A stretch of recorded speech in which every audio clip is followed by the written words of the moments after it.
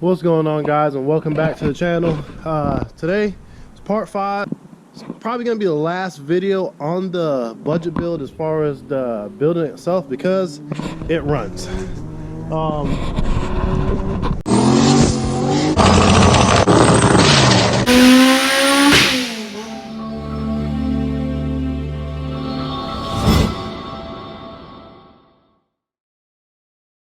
So as far as everything goes right now, it runs, starts, drives. I've already taken to the track. It was a terrible day.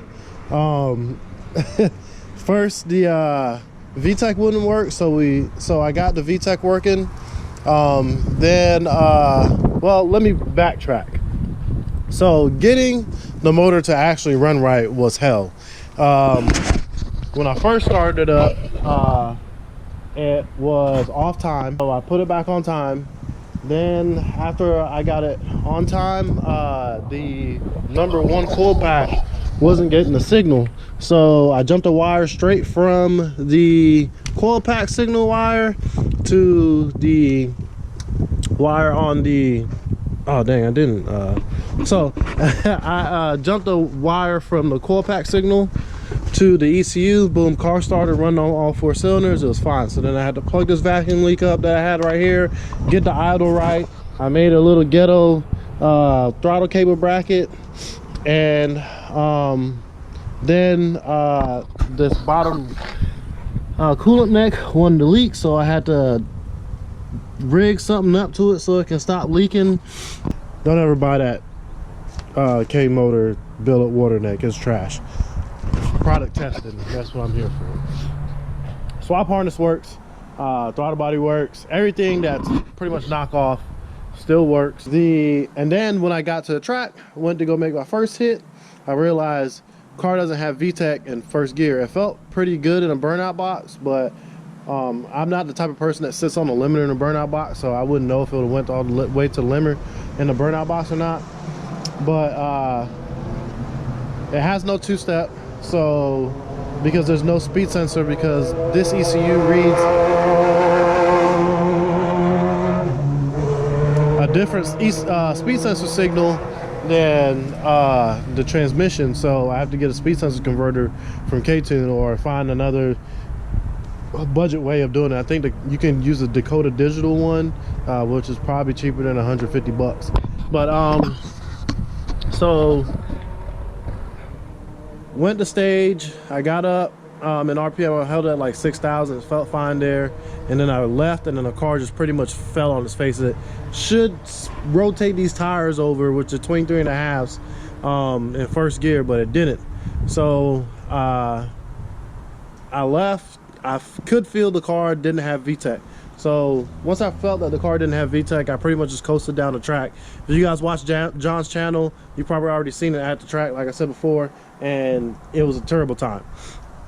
So came back, got the VTEC working, made a little test hit down in the pits, went back in the staging lanes. I had an island for a while, everything was fine. I had the laptop up, and on the laptop it showed me that there was an error code. So I went to go look at the error code. It was saying that the VTC command wasn't being controlled, I should say. So automatically then I knew that pass was going to pretty much be jumped, because if VTC is not working, that means that the VTEC's not going to engage. So I went back to the pits, started looking over the car, and I realized that the plug for the VTC sensor pretty much slides on and off. Well, it's probably clipped. Wow, that's crazy. It's clipped on there now. Well, it was sliding on and off, so I don't know if that was causing a problem or not, but I know that normally when they start to show VTC codes like that the car may be off time, because the cam and crank sensors become unsynced. So normally when that happens, it means that the chain is stretched. So I ordered another chain for it. It should be here Wednesday. I'm gonna give you guys a little starter clip of it. It kind of runs like dog ass right now. I'm not sure why. It was running on the trailer fine. Now it's running like shit. So I feel like I have to change this wire harness also, because this wire harness is from a cord, it's not from an RSX. So I had to change a few things like the cam sensor plug and well, not cam sensor, the crank sensor plug, and I had to extend the TPS harness and swap 2 pins in it so that it can read correctly. So pretty much car runs, drives, everything. If I had some street tires, I would probably drive around on the street for a little bit, but I don't. So I guess the slicks are preventing me from just, you know, going out and do dumb shit with the car right now. But I do plan on getting a set of wheels for the car, maybe, so I'll do some, you know, road racing. If you haven't, I like driving and having fun. So so once I do get the chain fixed, I am gonna put on the dyno just so I can get some sort of bass tune on the car that works, that I can make sure that it works and it's crossing over and it's making power and it's not having any issues, and I don't have to go to the track and do test hits in front of like hundreds of people and look stupid, because that's one thing that irritates me. So it's kind of embarrassing for that to happen to me. So for me, I should say. So I'm gonna go ahead, get in the car, start it up.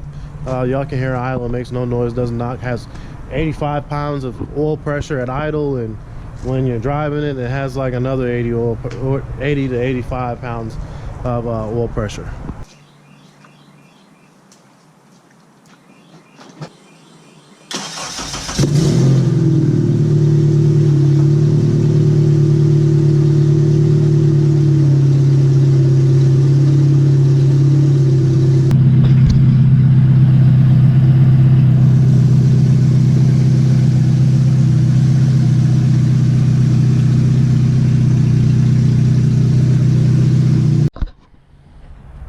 So yeah, there it is. It starts, runs.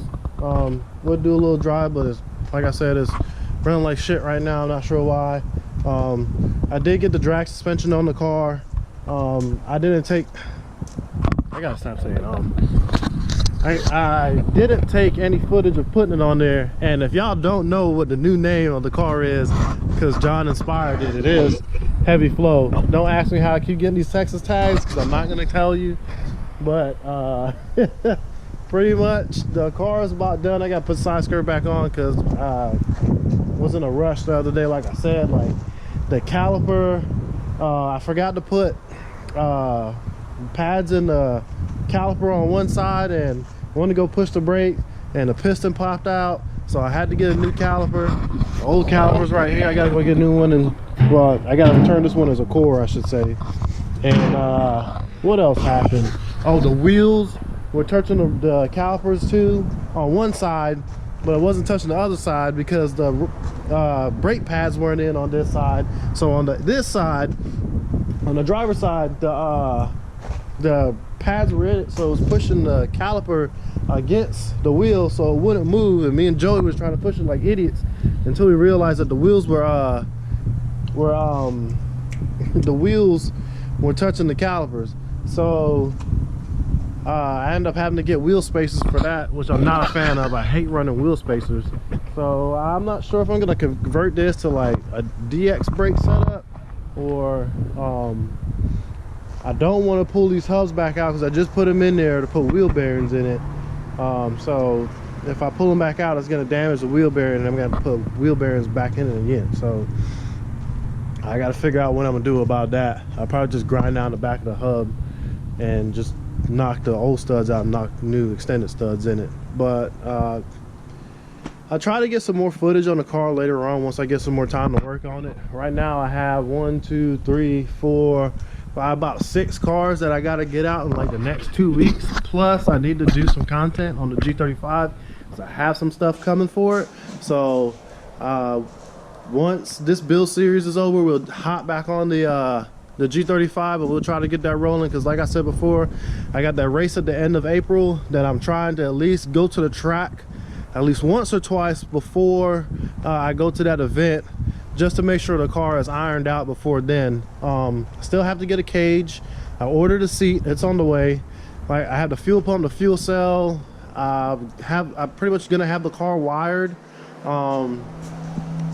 Probably next video I'll do is probably wiring it, installing the seat, making brackets for that to where the position I want to be. I'll just run the old dash bar with the steering wheel, because I'm trying to put this car together not on a budget sort of say, but like trying to get it running to where I can race it safely within a budget that's reasonable. You know, because like I said, like I just put money into this car, and where I got 4 kids, I gotta support my kids.